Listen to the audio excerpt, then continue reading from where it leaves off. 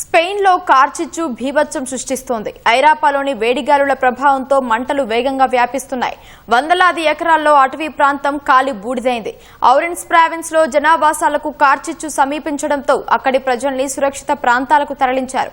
దావానలం విస్తరిస్తున్న ప్రాంతాల్లోనే రోడ్డు మార్గాలను మూసివేశారు. మంటల్ని అదుపులోకి తీసుకొచ్చేందుకు అగ్నిమాపక సిబ్బంది తీవ్రంగా యత్నిస్తున్నారు.